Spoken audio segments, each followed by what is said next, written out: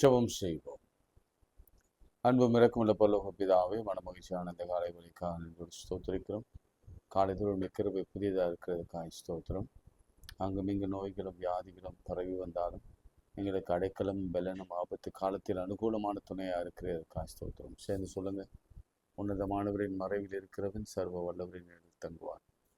நான் கர்த்தரை நோக்கி, நீர் என் அடைக்கலம், என் கோட்டை, என் தேவன், நான் நம்பியிருக்க என்று சொல்லுவேன். அவர் உன்னை வேடனுடைய கண்ணிக்கும் பாழாக்கும் கொள்ள நோய்க்கும் தப்புவிப்பார். அவர் தமது சிறகுகளால் உன்னை மூடுவார். அவர் சத்தியம் உனக்கு பரிசெய்யும் கேடகமாகும். இரவில் உண்டாகும் பயங்கரத்திற்கும் பகலில் பறக்கும் அம்புக்கும் இருளில் நடமாடும் கொள்ளை நோய்க்கும் மத்தியானத்தில் பாழாக்கும் சங்காரத்துக்கும் நீ பயப்படாதிருப்பார். கர்த்தரின் மேய்ப்பராக இருக்கிறார், எனக்கு ஒரு குறைவு. அவர் என்னை புல்லுள்ள இடங்களில் மிளக்கி அம்மந்த தண்ணீரில் என்னை கொண்டு போய் விடுகிறார்.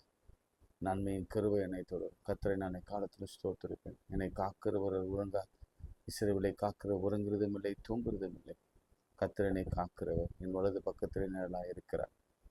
பகலிலே வெயிலாகிலும் இரவிலே நிலவாகிலும் என்னை சேதப்படுத்தும். கர்த்தர் எல்லா தீங்குக்கும் என்னை விலக்கி காப்பார். அவர் என் ஆத்துமாவை காப்பார். கர்த்தரின் போக்கியம் வரத்தையும் கர்த்தர் உன் போக்கியம் வரத்தையும் இது முதற்கொண்டு என்னை காப்பார். நீர் கொடுத்த பெற்றோர், கணவன், மனைவி, பிள்ளைகள், வேலை வாய்ப்பு, கடன் அடைக்க உதவி, வருமானம் எல்லாவற்றுக்காக நன்றி ஆண்டவரே. நீர் கொடுத்த பாதுகாப்புக்காக, ஜீவனுக்காக ஸ்தோத்திரம். இந்த காலவெளியில் நாங்கள் ஜீவனோடு சுவாசிப்பதும் கிருபையப்பா.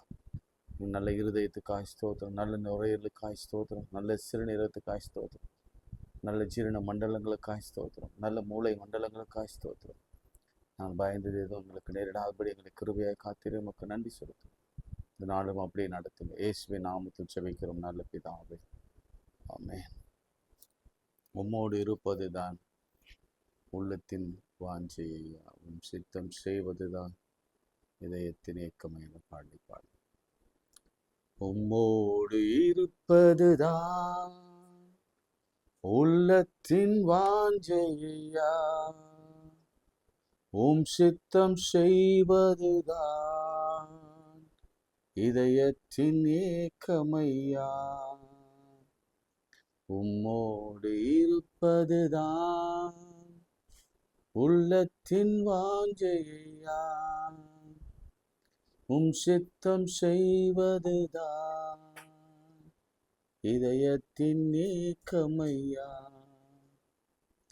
ஏசையா, உம்மைத்தானே என் முன்னே நிறுத்தியுள்ளே. ஏசையா, உம்மைத்தானே என் முன்னே நிறுத்தியுள்ளேன். எனக்காக யாவையும் செய்பவரே, செய்து முடிப்பவரே. என் பாரங்கள், என் சுமைகள், என் பாரங்கள், என் சுமைகள் உம் பாதத்தில் இறக்கி வைத்தே. உம் பாதத்தில் இறக்கி வைத்தே. ஏசையா, உம்மைத்தானே என் முன்னே நிறுத்தியுள்ளேன். ஏசையா, உம்மைத்தானே என் முன்னே நிறுத்தியுள்ளேன். இரக்கமும் உருக்கமும் நீடைய சாந்தமும் கிருபையும் உள்ளவரே. இரக்கமும் உருக்கமும் நீடிய சாந்தமும் கிருபையும் உள்ளவரே. என் ஜீவனை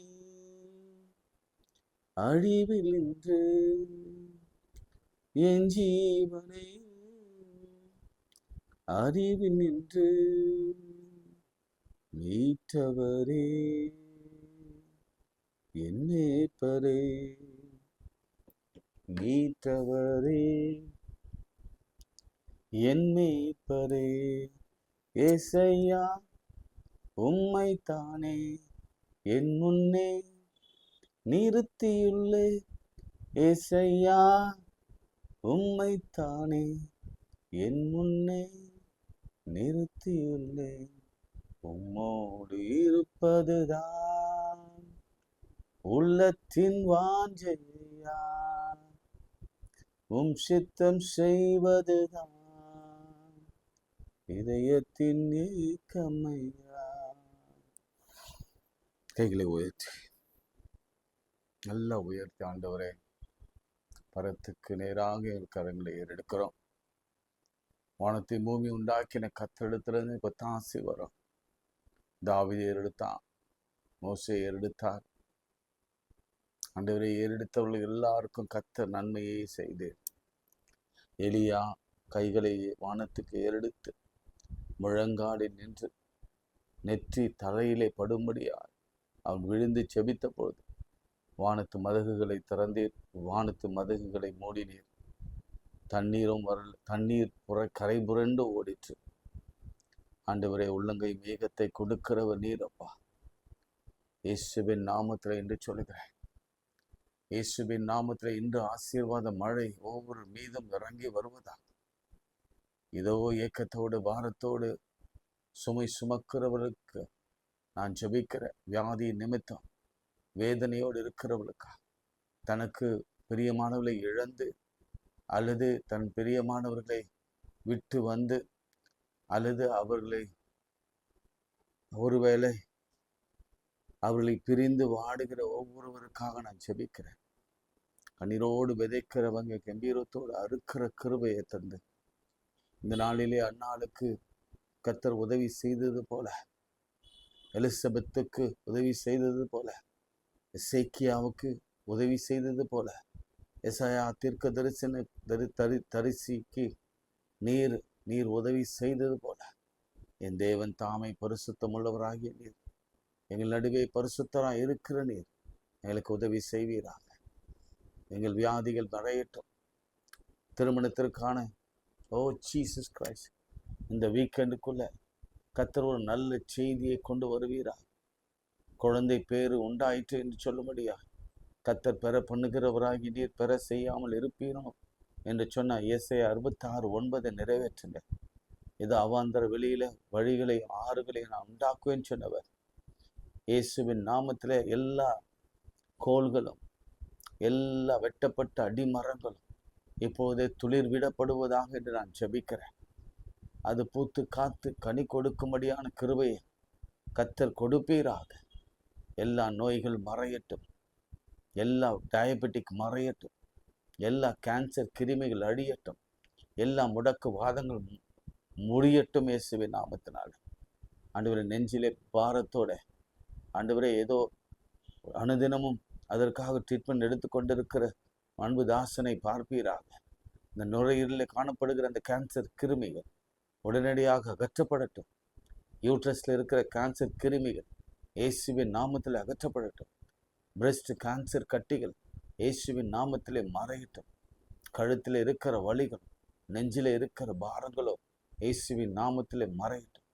ஆண்டவரே, பிள்ளைகள் வளர்ச்சி இல்லாமல் பிறந்திருக்கிறாங்க, நான் என்ன செய்வேன் என்று பாரத்தோடு தவிக்கிற தாய்க்கு கர்த்தர் இப்பொழுது ஒரு அற்புதம் செய்வீரா. அந்த பிள்ளைகள் இயேசுவின் நாமத்திலே ஆண்டவரே ஒரு பெரிய அதிசயத்தை காண்பார்களாக என்று நான் ஜெபிக்கிறேன்.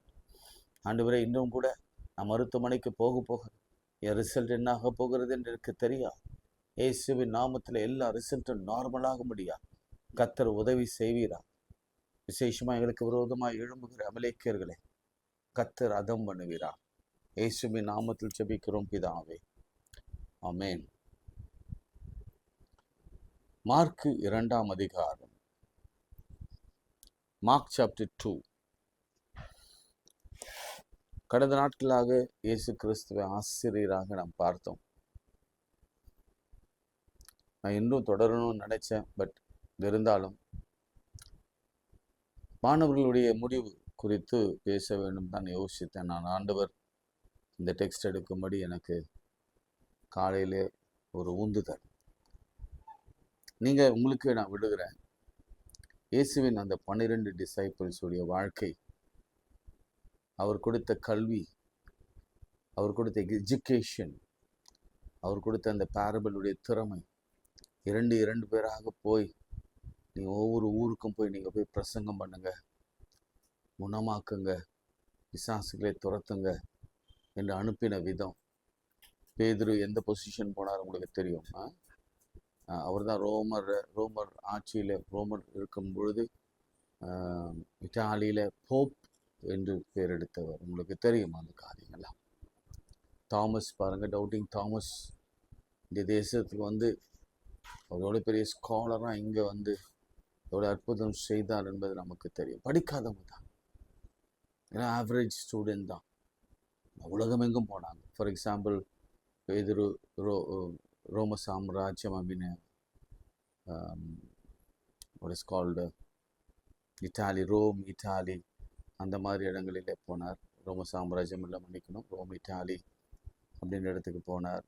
தோமா இங்கே சென்னைக்கு, கேரளாவுக்கு, தமிழ்நாட்டுக்கு அவர் வந்தார் என்று பல அந்த அந்த அந்த அந்த பிள்ளைகள் 12 சீடர்களும் 12 திசையிலே போய் பெரிய பெரிய காரியங்களை அவர்கள் செய்தார். படிப்பறிவு இல்லாதவர்கள், கல்வி அறிவு இல்லாதவர்கள், ஆனாலும் கர்த்தர் கொடுத்து அந்த அந்த போதனை அவளை அழகாக மாற்றியது. அதனால தான் ஆண்டவருடைய வசனம் சொல்லுகிறது, அவர் ஒன்றுமில்லாதவனை குப்பையிலிருந்து எடுத்து உயர்த்துகிறார், பேதைகளை ஞானியாக மாற்றுகிறார். நீங்கள் ஆண்டவரை ஏற்றுக்கொள்ளும் பொழுது, நான் தான் சொல்லுவேன், ஆண்டவரை நீங்கள் ஏற்றுக்கொள்ளும் பொழுது, ஆண்டவருடைய வசனத்தை நீங்கள் வாசிக்கும் பொழுது, உங்கள் வீட்டில்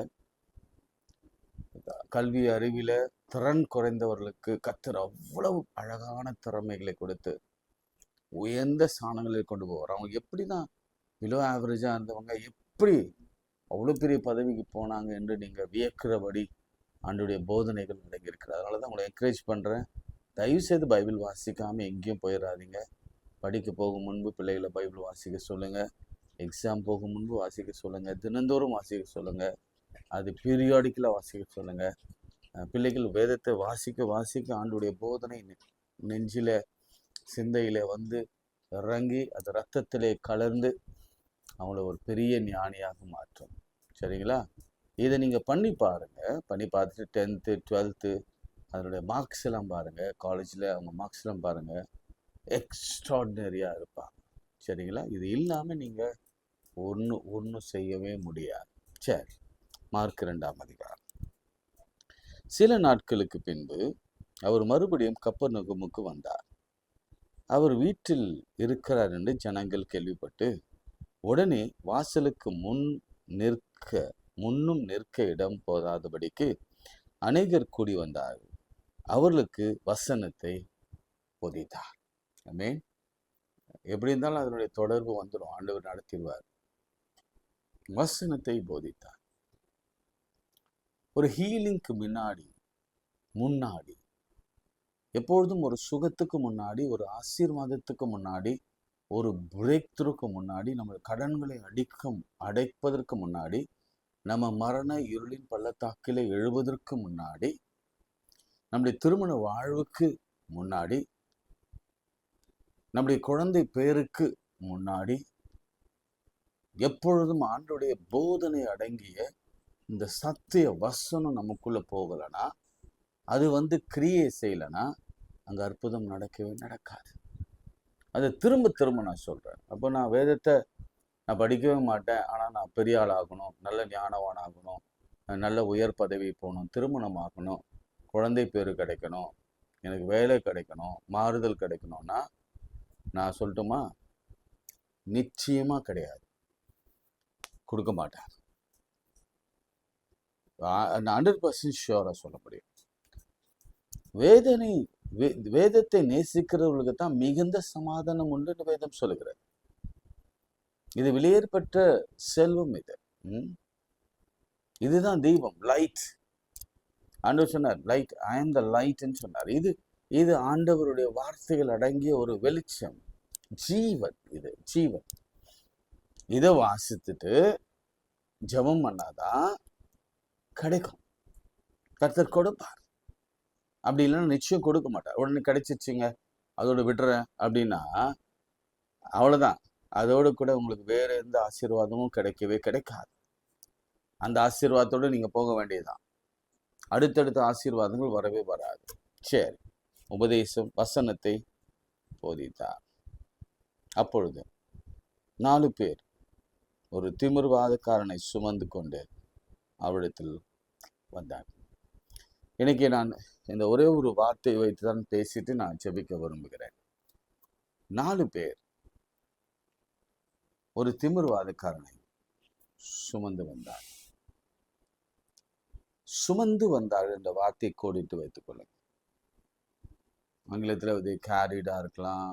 அவங்க அவங்க தோல் மேல ஸ்ட்ரெச்சர்ல வச்சு தூக்கிட்டு வந்திருக்கலாம். இதுதான் நான் ஒரு விஷுவலைஸ் பண்ணி பாருங்க. இயேசு அந்த காலத்துல நிச்சயமா நம்ம பழைய காலத்து முறையில தான் இருந்திருக்க வேண்டும். ஏன்னா நம்ம ஒரு கட்டில் இருக்கும், அந்த கட்டில் மேலே படுக்க வச்சு தான் அந்த காலத்துல நோயாளிகள் எல்லாம் சுமந்து கொண்டு வெகு தூரம் நடந்து போய் மருத்துவமனைக்கு சேர்ப்பாங்க. அந்த மாதிரி ஒரு 4 பேர் சுமந்து வந்தார். சுமை, இன்றைக்கு டாபிக்கே அதுதான், சுமை, பேர்டன், ஹெவினஸ், பாரம். நீங்க சுமைக்கு எது வேணா போட்டுக்கோங்க. அது வர காரணம் என்ன அப்படின்னு காரணிகள், அந்த சுமை வருகிற காரியங்களை நாம் ஆராயும் பொழுது பலருக்கு பலவிதமான சுமைகள் உண்டு. உலகத்துல எல்லாருக்கும் சுமை உண்டு. யாருக்கும் சுமை இல்லை, பாரம் இல்லை, அல்லது பலு இல்லை என்று சொல்லவே முடியாது. ஏழைக்கும் உண்டு, பணக்காரனுக்கு உண்டு, நடுத்தர வர்க்கத்திற்கும் உண்டு.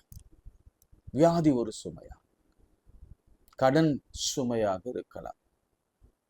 வியாதி ஒரு சுமையாக இருக்கலாம். வியாதி பட்டு பட்டு பட்டு இந்த 12 வருடமாய் பெரும்பாடுள்ள பெண் அநேக வைத்தியர்களால் வருத்தப்பட்டு வைத்தியர்களிடத்துல சிகிச்சை பெற்றுக்கொண்டு அதிக வருத்தப்படுகையில, அதுதான் அந்த வருத்தம், அதிக பாரம். இது பிசிக்கலா நான் சொல்றேன், ஃபினான்ஷியலி சொல்றேன். இன்னைக்கு அநேகர் கடன் உண்டு. எனக்கு தெரிஞ்சவங்க ரொம்ப நல்லா இருந்தாங்க, நல்லா இருப்பாங்க, நல்லா இருக்கிறாங்க. பட் ஒரு நாள் அவரோட நான் க்ளோஸை பேசும்பொழுது அவர் சொன்னாரு, ஐயா எனக்கு ஒரு 4 கோடி ரூபாய் கடன் இருக்கு, ஜெபம் பண்ணுங்க அப்படின்னாரு. ரொம்ப அதிர்ச்சி ஆச்சு. நான் பார்க்கவே ரொம்ப நல்லா இருந்தாரு, நல்ல தொழில் பண்றாரு, வக்கீலா இருக்கிறாரு. நான் இவருக்கு எப்படி 4 கோடி ரூபாய் என்று நான் யோசித்தேன். இப்படி அநேகருடைய சுமைகளை பார்க்கும் பொழுது மிக மிக மிக வேதனையாக இருக்கிறார். நிறைய ஜெப குறிப்புகள் எனக்கு வரும். அந்த ஜெப குறிப்புகளில நான் கேட்கும் பொழுது 80 வயது கடந்த ஒரு தாயார், 2 பிள்ளைகள். அந்த பிள்ளைகளுக்கு மன வளர்ச்சி இல்லை. ஒரு மகன் இருக்கிறான், அவன் ஏதோ ஒரு சின்ன வேலை செய்கிறான். ஆண்டவரே ஏன் இந்த பாரம் என்ற கேள்வி அந்த தாயார் எனக்கு தொடர்பு கொண்ட ஒரு தாயார் வழியாக வந்தது. அப்ப எனக்கு அதுக்கு பதில் சொல்லவே என்னிடத்துல சரியான ஆன்சர் கிடைக்கவே இல்லை. அப்ப நான் சொன்னேன், ஆண்டவர் ஏதோ ஒரு திட்டத்தோடு கூட இந்த பாரத்தை அனுமதித்திருக்கிறார். ஆனா ஒண்ணு மாத்திரம் நிச்சயம் சொல்ல முடியும், 2 பிள்ளைகளை பற்றி எனக்கு ஒன்றும் தெரியாது. ஆனால் 3வது ஒரு பிள்ளை ஒன்று இருக்கிறான்.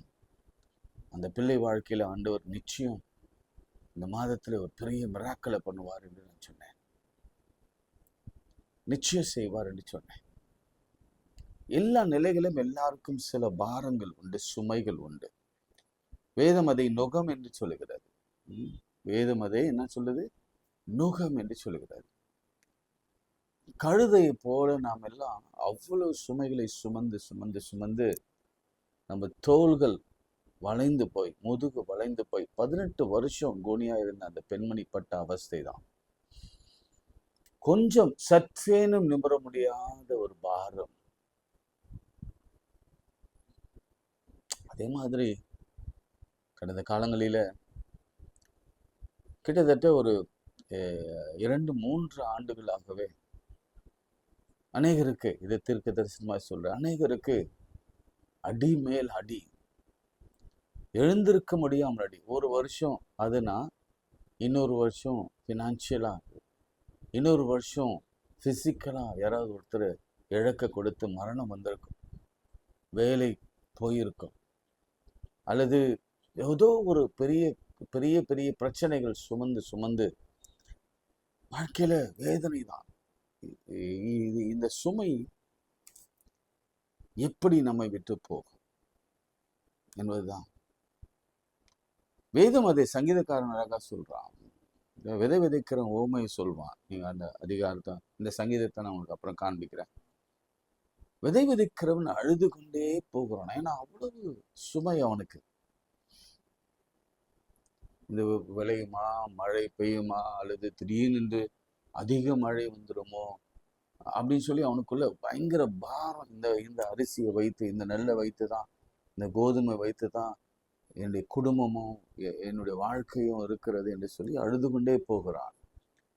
ஆனால் அந்த அறுவடை முடிந்த பிறகு அந்த அரிக்கட்டுகளை அவன் சுமந்து மிகுந்த சந்தோஷத்தோடு திரும்ப வருகிறான். அது ஒரு விதமான ஒரு சுமை என்று சொல்லலாம். இப்படி இன்னைக்கு யாரெல்லாம் இப்படி ஒரு பாரத்தோடு இருக்கிறீங்க, தாங்கொன்னா பாரம், இது யாரிடத்துல சொல்ல முடியாத அளவுக்கு பாரம், வெளியில யாருக்கும் தெரியாத பாரம். சில நேரங்களில் கணவன் இந்த பாரம் மனைவி பிள்ளைகளுக்கு கூட தெரியக்கூடாதுன்னு சொல்லி அப்படியே அழுத்தி அழுத்தி அழுத்தி நெஞ்சு வழியில அவன் கஷ்டப்படுவான். மனைவி ஏன் தான் படுற கஷ்டம் கணவனுக்கு தெரியக்கூடாது, ஏதாவது ஆயிடும், அவர் தான் நமக்கு குடும்ப தலைவர், அவர் ஆதரவு இல்லாமல் நம்ம வாழ முடியாதுன்னு சொல்லி அந்த அம்மா எல்லா கஷ்டங்களையும் சுமந்து சுமந்து சுமந்து பாரத்தை. அதே மாதிரி பிள்ளைகள், பெற்றோர், இங்க 4 பேர் ஒரு சுமையை சுமக்கிறாங்க. நல்ல கவனிங்க, சுமந்து வராங்க. ஏன் சுமந்து வராங்க அப்படின்னு அந்த கேள்வி நீங்க கேட்டு பார்த்தீங்கன்னா அதுக்கு என்ன பதில்? ஏன் சுமந்து வரணும், ஏன் சுமக்கணும்? அவன் நடக்க முடியல. Yes, of course, good answer. வேற என்ன ஆன்சர் இருக்கலாம்? ஏன் அந்த 4 பேர் சுமந்து வரணும் சொல்லட்டுமா?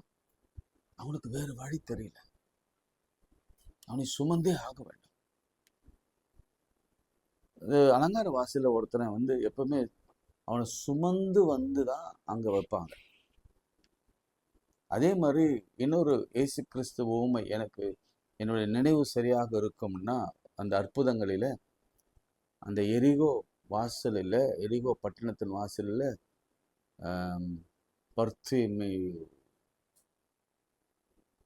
என்ற குருடன், எஸ், அவனை தினந்தோறும் அங்கே கொண்டு வந்து அவனை விடுவாங்க. யோசிச்சு பாருங்க நிலைமை.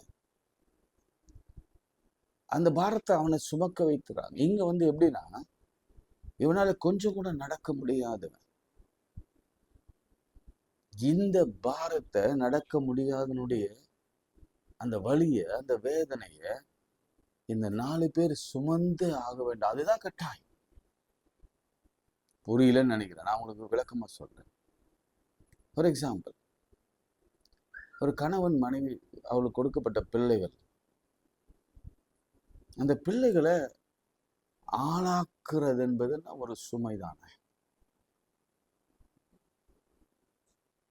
சின்ன குழந்தையில அந்த குழந்தைகளை சுமக்கிறோம், ரொம்ப சின்ன குழந்தைகளை அந்த குழந்தைகளை சுமக்கிறோம், நல்ல சுமந்து அவங்க வளர வளர வளர ஒரு வயது வந்த பிறகு சுமப்பதை விட்டு விடுகிறோம்.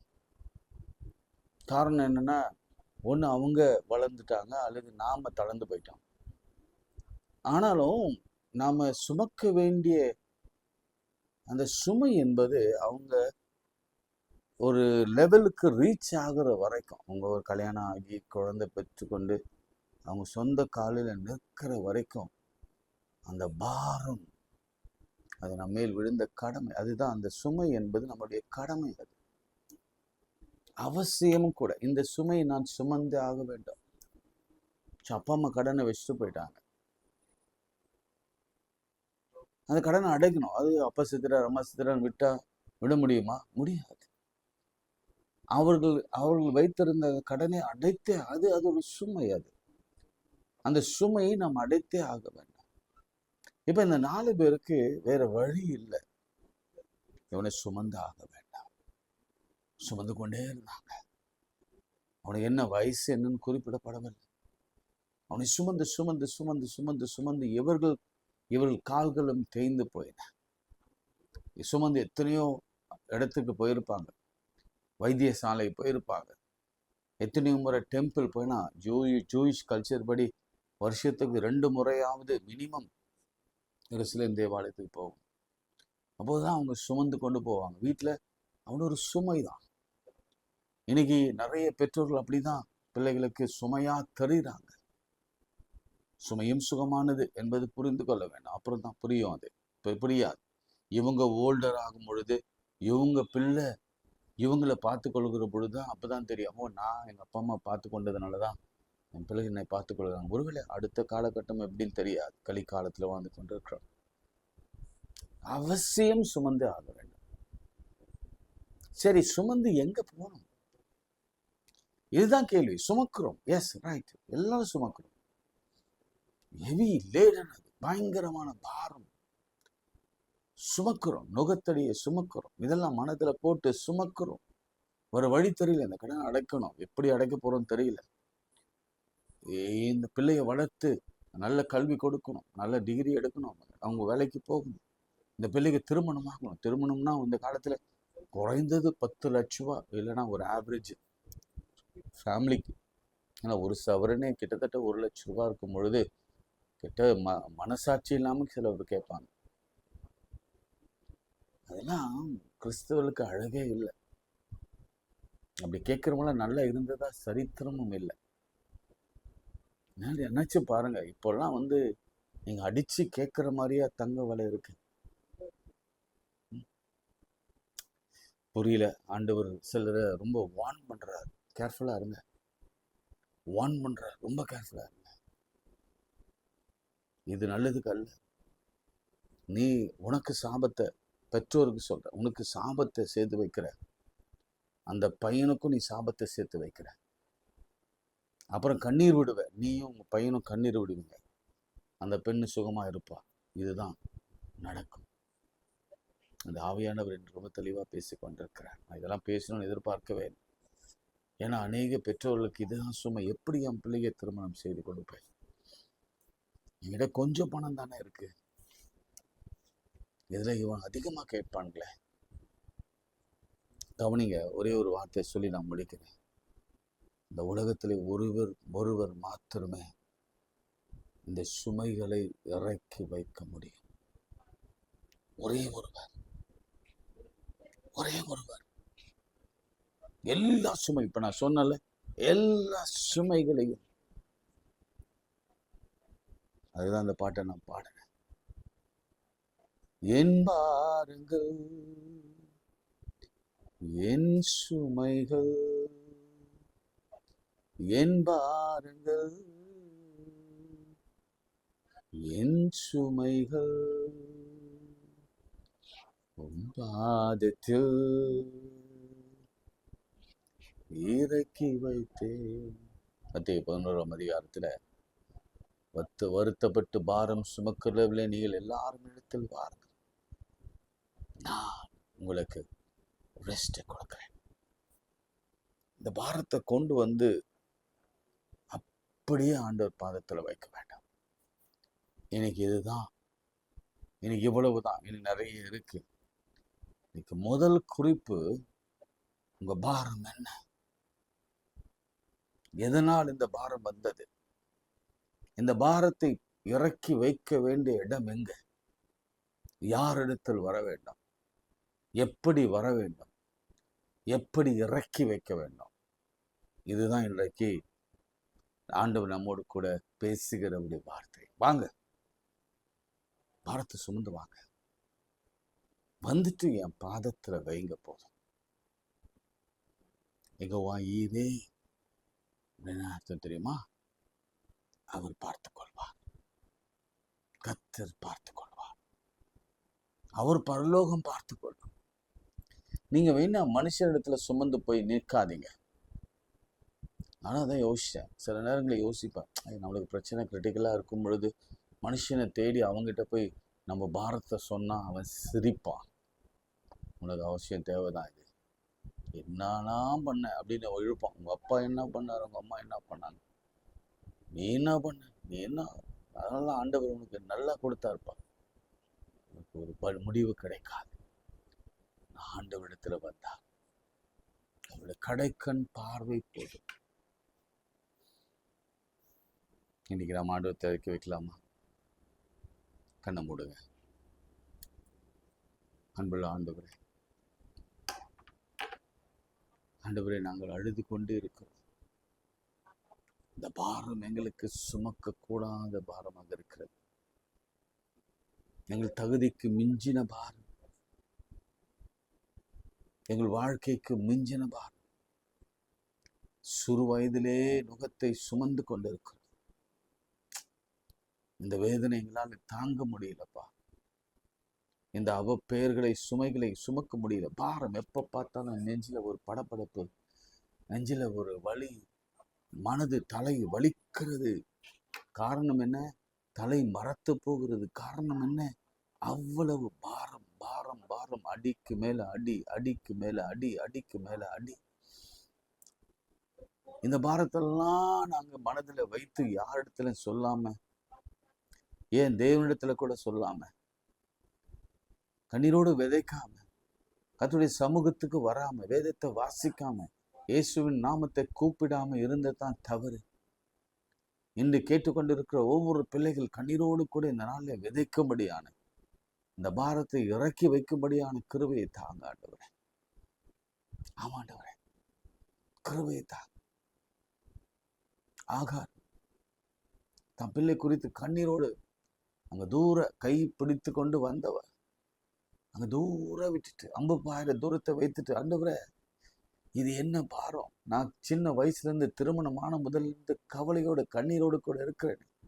நாச்சியார் படுத்துக்கிற கொடுமை, மாமியார் படுத்துக்கிற கொடுமை, கணவன் கைவிட்டான், இன்னைக்கு நானும் என் பிள்ளை அனாதையா நிற்கிறோம். அதோ அந்த பாரம், அந்த பாரத்தை அங்க இறக்கி வச்சுட்டு, அந்த பாரம் இன்னும் கொஞ்ச நேரத்துல சாக போகிறது. ஐயோ, என் பிள்ளை கொஞ்ச நேரத்துல சாக போகிறான் என்று 50,000 தூரத்துல அவனை பார்க்க கூட கண்ணீர் எடுக்காம அழுது கொண்டிருந்த பொழுது கர்த்தருடைய கண்கள் ஆகாரை பார்த்து பிள்ளை இருக்கிற இடத்திற்கு போய் அவன் அழுகையின் சத்தத்தை கேட்டதா.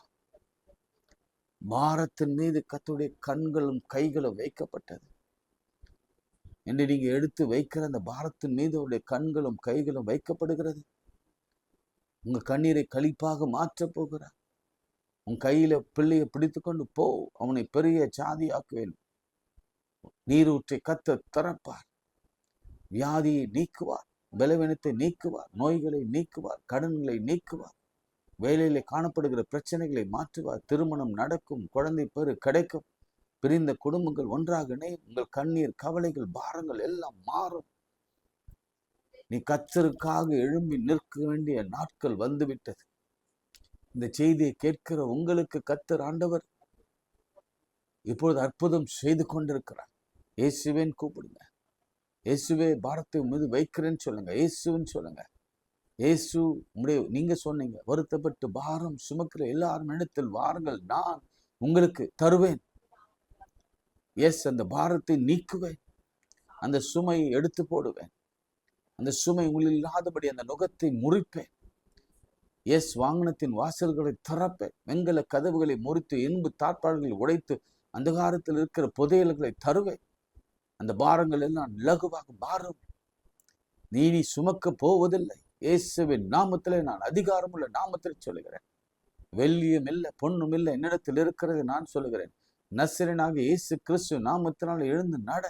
இதுவரைக்கும் உன்னை சுமந்து வந்த பெற்றோர்கள், உன்னை சுமந்து கொண்டு வந்து ஆலயத்தில் விட்ட பெற்றோர்கள் இனி நீ சுமப்பதில்லை. உன்னை அழைத்து குருடனாக அழைத்து வந்த உன்னுடைய பெற்றோர்கள் இனி உன்னை அழைத்து அவர்களை நீ டிபெண்ட் பண்ண போவதில்லை. நீ சொந்த காலிலே நிற்க போகிறார். என் தேவன் அந்த பாரத்தை எல்லாவற்றையும் மாற்றி போகிறார்.